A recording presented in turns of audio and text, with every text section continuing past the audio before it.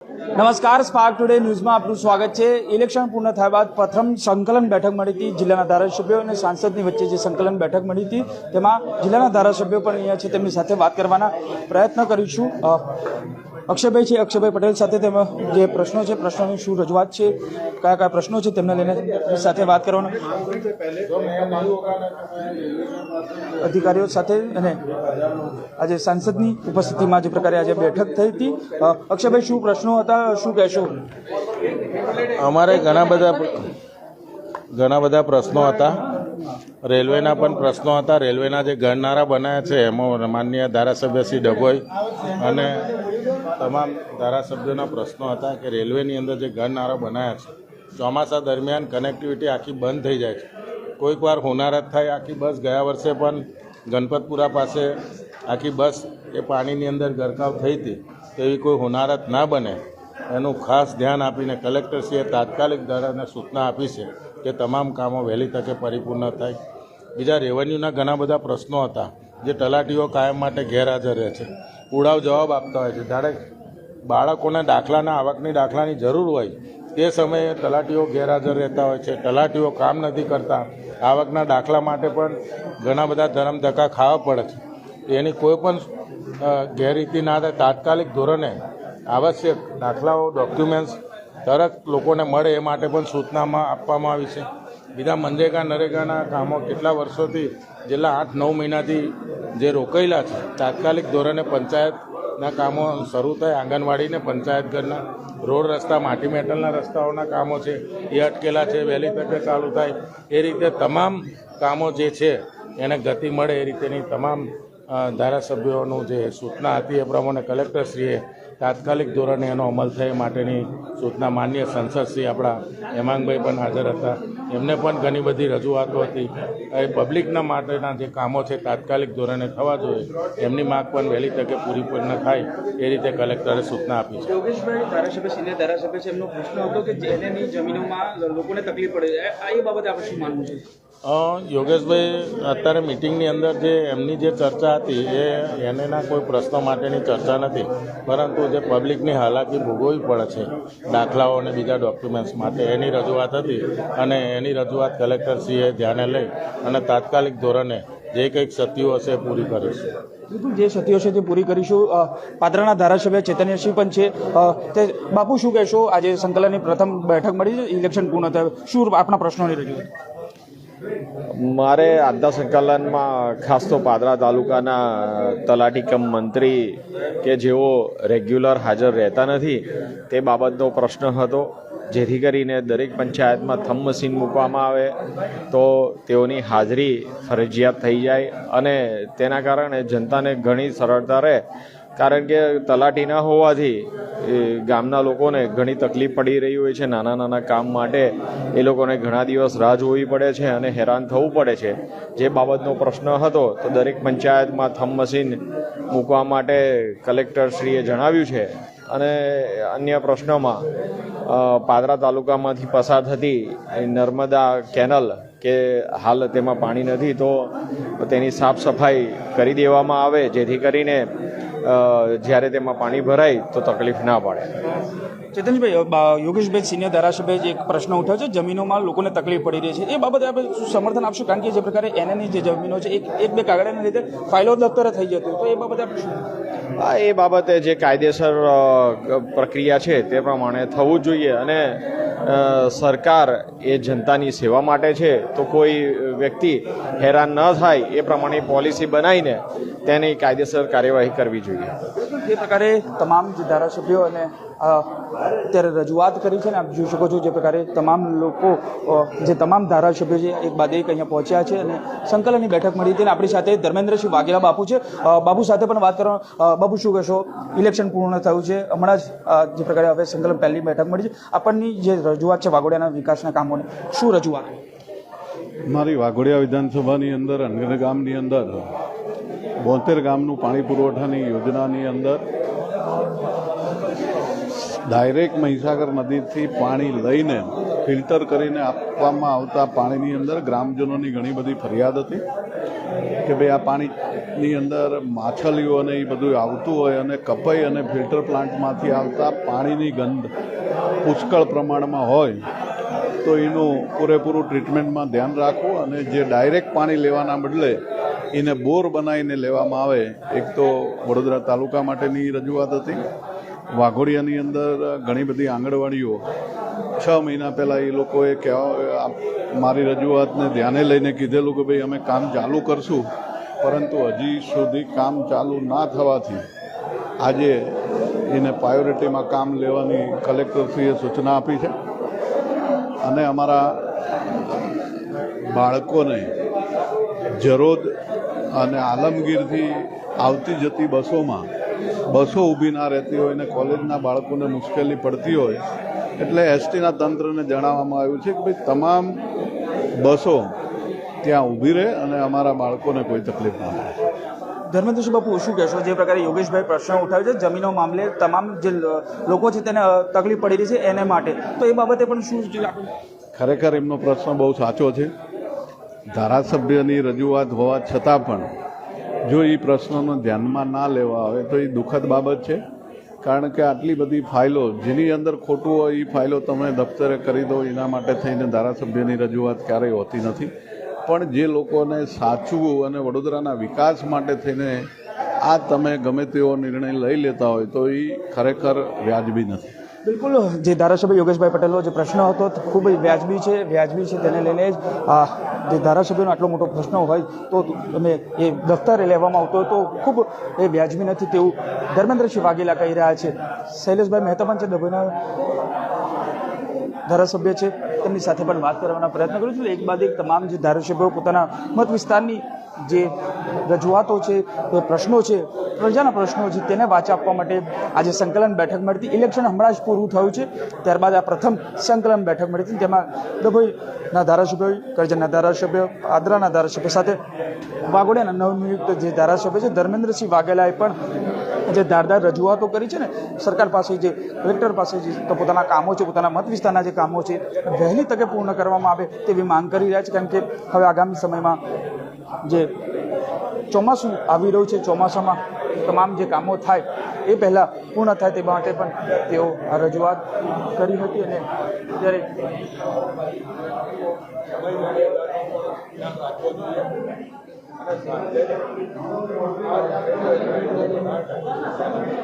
તમામ ધારાસભ્ય સાથે જે યોગેશભાઈ પટેલે જે પ્રશ્નો ઊભો કર્યો છે ને કલેક્ટરને પણ પત્ર લખ્યો હતો કે આ જમીનો મામલે જે દફતરે થતી ફાઇલો છે તેને પણ અરજદારોને સમય મળે એટલે એક ઓપન હાઉસ કરે એટલે તમામ જે કાગળિયાઓ છે તેનો નિકાલ થાય.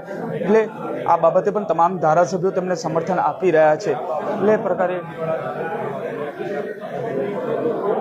સ્માર્ટ મીટરનો પ્રશ્ન છે, સ્માર્ટ મીટરનો પ્રશ્ન પણ અત્યારે સામે આવી રહ્યો છે. ચોક્કસથી તમામ લોકોમાં અત્યારે જે પ્રકારે આ જે સ્માર્ટ મીટરનો પ્રશ્ન છે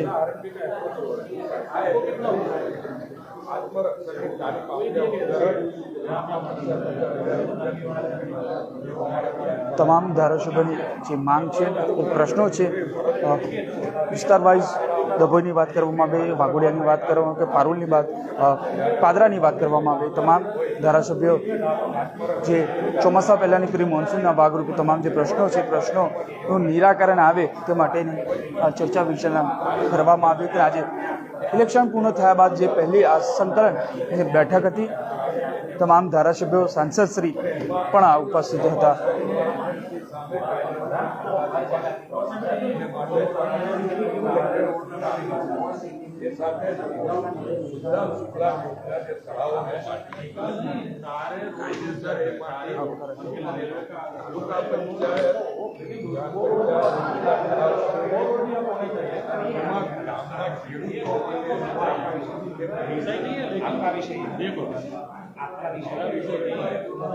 लेकिन जैसे उसको ऊंचा किया ना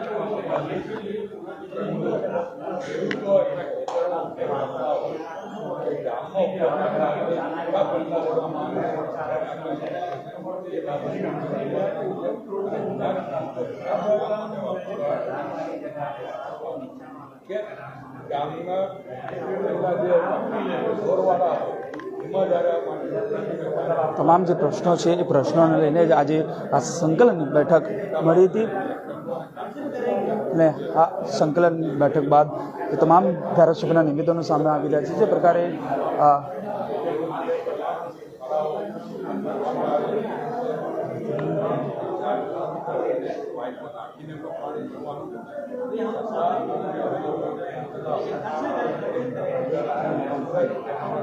જે પ્રકારે જે ધારાસભ્યોની જે સંકલન બેઠક હતી સંકલન બાદ હવે પૂર્ણ થઈ ચૂકી છે. તમામ ધારાસભ્યોએ યોગેશ પટેલને ખુલ્લું સમર્થન આપ્યું છે, કારણ કે જે યોગેશ પટેલે જે રજૂઆત કરી હતી કલેક્ટરને, જે પત્ર લખ્યો હતો જમીનો મામલે, હવે કલેક્ટરને પણ તેઓનો જવાબ આપ્યો છે કે ઓપન હાઉસ કરવામાં આવશે. તમામ જે જમીનના જે પ્રશ્નો છે એ પ્રશ્નોને એક જે ઓપન હાઉસ બોલાવવામાં આવશે. તમામ જે લોકો છે તે અરજદારો છે તેના પ્રશ્ન હવે તેનું નિરાકરણ આવશે અને એક જ સુરે આ તમામ ધારાસભ્યોએ યોગેશ પટેલે સમર્થન આપ્યું છે. એટલે હવે જે પ્રકારે સંકલન બેઠક બાદ હવે તમામ શહેરના ધારાસભ્યો કે પછી તમામ જિલ્લાના ધારાસભ્યોએ યોગેશ પટેલને સમર્થન આપ્યું છે, કારણ કે તેઓ સિનિયર ધારાસભ્ય, પરંતુ તેમનો જે પ્રશ્ન છે, જે તેમનો પ્રશ્ન હતો કે જમીનો મામલે જે તમામ લોકોને હેરાન પરેશાન થઈ રહ્યું છે, નાના નાના કાગળિયો માટે લોકોને હેરાન થઈ રહ્યું છે, તેને લઈને જ આ તમામ પ્રશ્નો લઈને આજે જે સંકલન બેઠક મળી હતી. આજે ઇલેક્શન પૂર્ણ થયા બાદ આજે પ્રથમ જે સંકલન બેઠક મળી હતી તેને લઈને જ આજે તમામ ધારાસભ્યો જે પોતાના મત વિસ્તારના જે પ્રશ્નો હતા, અનેક પ્રશ્નો હતા, તેને લઈને આજે સંકલનમાં જે પ્રકારે જે રજૂઆતો કરી હતી, ડભોઈના ધારાસભ્યો હોય, પાદરાના ધારાસભ્ય, વાઘોડિયાના ધારાસભ્ય કે પછી કડિયાના ધારાસભ્ય, તમામ ધારાસભ્યો આજે અહીંયા આવ્યા હતા અને રજૂઆતો કરી હતી. જે પ્રકારે હવે આગામી સમયમાં જે ચોમાસું આવી રહ્યું છે એમાં પણ જે રેલવે અંડર પાસ હોય છે ત્યાં પાણી ભરાવાની સમસ્યાઓ છે, તેને લઈને તમામ લોકોને તકલીફો પડતી હતી. તેમાં પણ અધિકારીઓ, આરએનબી વિભાગ હોય, તમામ જે વિભાગો છે તે વહેલી તકે આ કાર્યવાહી કરે તેવી માંગ કરી હતી. કારણ કે જે પ્રકારે આ જે રજૂઆત હતી, રજૂઆતને લઈને જ આજે ડભોઈના ધારાસભ્ય પણ છે, ડભોઈના ધારાસભ્ય સાથે પણ વાત કરવાના પ્રયત્ન કરવામાં કરીશું. ચોક્કસથી જે પ્રકારે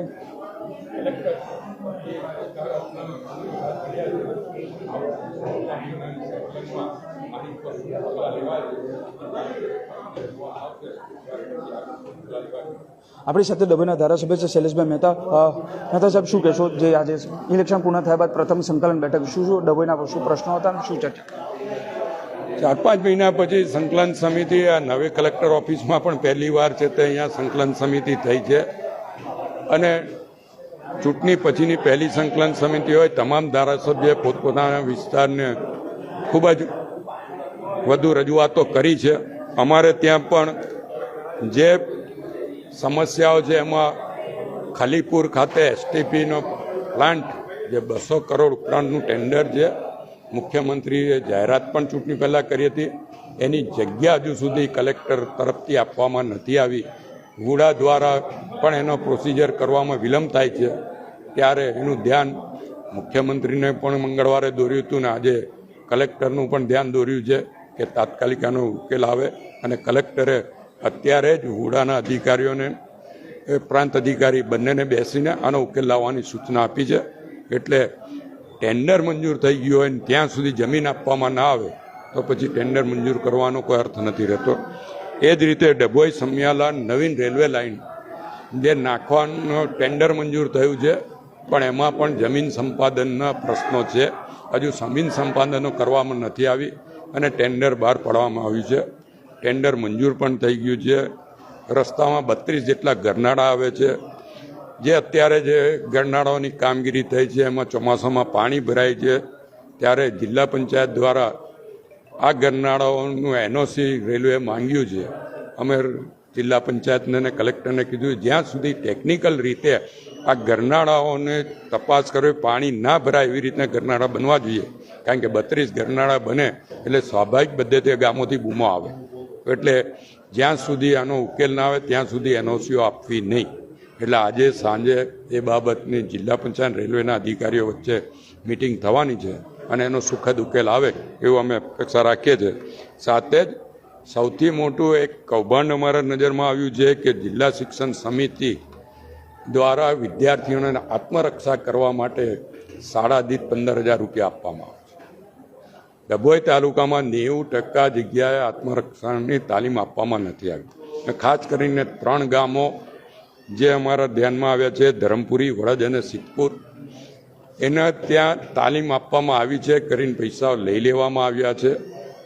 તો આ કઈ એજન્સી છે, કેવી રીતે પૈસા લે છે, અને આત્મરક્ષાની તાલીમ જો આપવામાં ના આવી હોય તો આ કૌભાંડ થયેલું કહેવાય. તો એની પર કાયદેસર પગલાં લેવા જોઈએ એવી સ્પષ્ટ રજૂઆત અમે કરી છે અને કલેક્ટરે પણ એના માટેની સૂચના આપી છે. સાથે જ સુજલામ સુફલામ યોજના હેઠળ જે તળાવો ખોદવામાં આવે છે એની માંથી જે તે ગામના ખેડૂતો ઉપયોગ કરી શકે, કે જે તળાવ હોય એ ગામના લોકોના ઉપયોગ માટે હોવું જોઈએ. પરંતુ ખાન ખનીજ દ્વારા જ્યારે ખેડૂતો પોતાના ખેતરમાં નાખતા હોય છે ત્યારે લઈ જતા હોય છે અને ગામમાં જ ઉપયોગ કરતા હોય ત્યારે પણ એમની પર દંડ આકારવામાં આવે છે. જ્યારે વેપારી ધોરણે ઉપયોગ થતો હોય છે એને છોડી દેવામાં આવે છે. ત્યારે અમે એ ધ્યાન દોર્યું છે. અમારે ત્યાં પાતરવણીમાં આવો બનાવ બન્યો હતો અને ખેડૂતોએ પોતાના ઘર પાસે એમના ઢોરવાડામાં વાપર્યો હોય, ઘરના આંગણે માટી નાખી હોય, છતાં એમની પર 78,000 જેટલો દંડ કરવામાં આવ્યો. આ મંડાળા ખાતે પણ ગઈકાલે આવો બનાવ બન્યો એટલે અમારે એનું ધ્યાન દોરવું પડ્યું છે. એની પર પણ કલેક્ટરે સૂચના આપી છે. સાથે જ ઐતિહાસિક 10 તળાવ, જે તળાવો પાણીથી ભરવા માટેની સરકારમાંથી સૂચના છે અને જ્યાં કેનલ 3-4 કિલોમીટર દૂર હોય ત્યાંથી પાઇપલાઇન મારફતે એ તળાવો ભરવા એવી સ્પષ્ટ સૂચના મુખ્યમંત્રીની હોવા છતાં સરદાર સરોવર નિગમ તરફથી કેનાલથી ગ્રેવિટી નથી મળતી કરીને ઐતિહાસિક તળાવ જે 850 વર્ષ જૂનું છે એને ભરવામાં નથી આવતું. એ બાબતનું ધ્યાન દોર્યું છે. અમે મુખ્યમંત્રીને પણ આ બાબતનું ધ્યાન દોર્યું હતું અને એમને તરફથી સૂચના આવી ગઈ છે. છતાં અહીંયા સરદાર સરોવરના અધિકારીઓ ક્યાં ને કંઈક નાટક કરીને જો એક ઠેકાણેથી ગ્રેવિટી ના મળે તો બીજી કેનાલના રસ્તેથી એનું કરવું જોઈએ, પણ એ કામ નથી કરતા.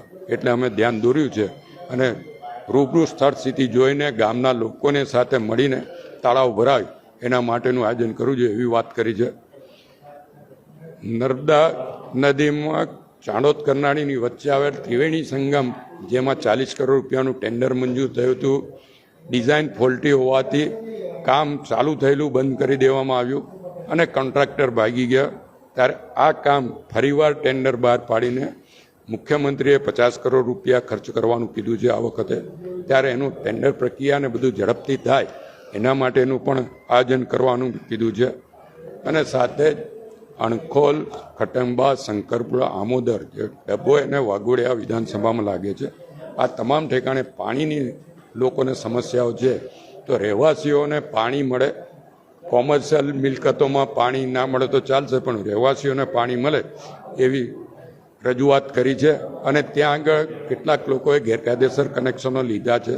એની પર કાયદેસર પગલાં લઈને જરૂર પડે પોલીસ કેસ કરવાની પણ બંને ધારાસભ્યોએ રજૂઆત કરી છે. તમામ બાબતોમાં હકારાત્મક પ્રતિસાદ કલેક્ટર તરફથી મળ્યા છે. હવે નેક્સ્ટ મિટિંગ સુધીમાં કેટલા કામો થાય છે એ જોઈશું અને પછી એની રજૂઆત કરીશું. શૈલેષભાઈ, તમે કીધું છે કે પેલા જે આત્મરક્ષાનો જે પ્રોજેક્ટ છે એમાં ભ્રષ્ટાચારની દુર્ગંધ આવી રહી છે. આ મામલે સરકારમાં તમે રજૂઆત કરશો? અત્યારે કલેક્ટરને કીધું છે ને કલેક્ટરે સ્પષ્ટ સૂચના આપી છે અને જે કોઈ એજન્સી અમે તપાસ કરીને એની પર કાયદેસર પગલાં લેવાનું કીધું છે. આવતી સંકલન પહેલાં એનો પર કોઈ પગલાં નહીં લેવાય તો સરકારમાં રજૂઆત કરીને ત્યાંથી પગલાં લેવડાવીશું. બિલકુલ, જે પ્રકારે ડભોઈના ધારાસભ્ય જે પ્રકારે જે રજૂઆતો જણાવી હતી અને આ તમામ જે સંકલન જે મળી છે, હવે જોવાનું એ રહ્યું કે આવતી સંકલન પહેલાં તમામ કામો મંજૂર થાય છે કે કેમ. જો આવતી સંકલન સમિતિમાં કામ નહીં થાય ત્યાં તો સરકારમાં પણ તેઓ રજૂઆત કરવાના છે. કેમેરામેન ગૌતમની સાથે Surat Solanki, spark today news, Vadodara.